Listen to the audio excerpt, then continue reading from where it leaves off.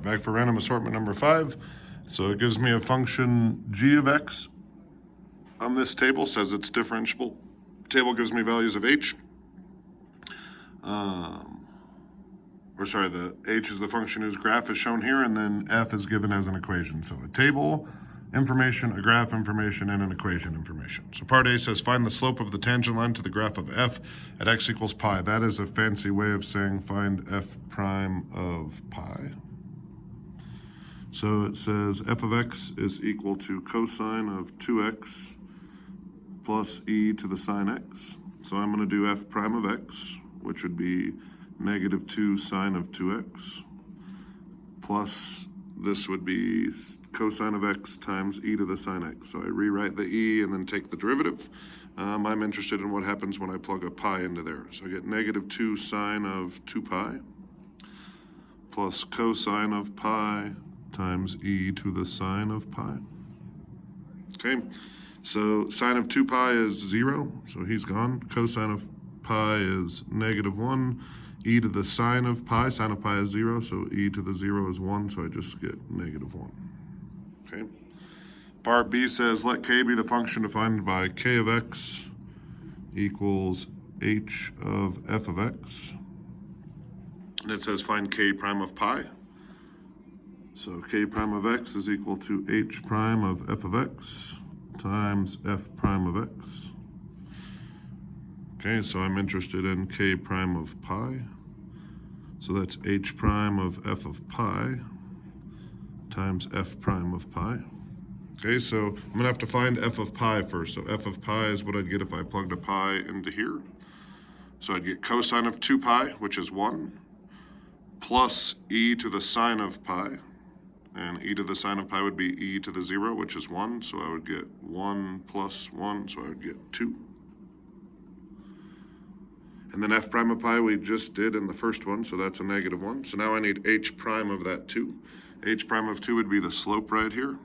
So that slope is down 1, right 3. So I get negative 1/3 times negative 1, so I get 1/3. Okay, next is C. Part C says let m be the function defined by m of x equals g of negative 2x times h of x. So that's going to be a product rule when we take this derivative.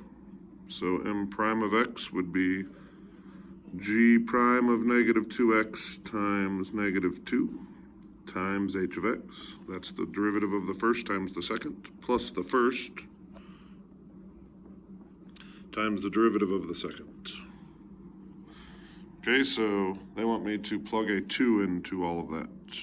So I'll get g prime of negative 4 times negative 2 times h of 2 plus g of negative 4 times h prime of 2.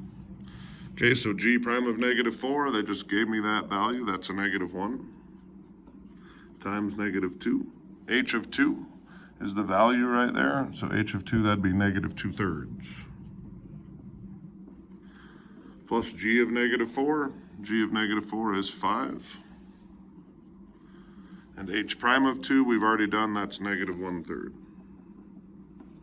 So I get 2 times negative 2/3 would be negative 4/3 minus 5/3 equals negative 9/3 or negative 3. Okay. Part D says, is there a number C on the closed interval where g prime of c equals negative 4? So in order to do this, I have to first, this is a mean value theorem question. So first, is g differentiable? It is. I have to say that. So I say since g is differentiable, and then on negative 5 to negative 3, if I look at this slope, that's a slope of negative 8 over 2, and that is a slope of negative 4. So I would say yes, there has to be a place where g prime of c equals negative 4 because g is differentiable, and there is a place where the average slope is equal to negative 4. So again, that slope is negative 8 over 2, so that's an average slope of negative 4. So yes, have to state both of those things.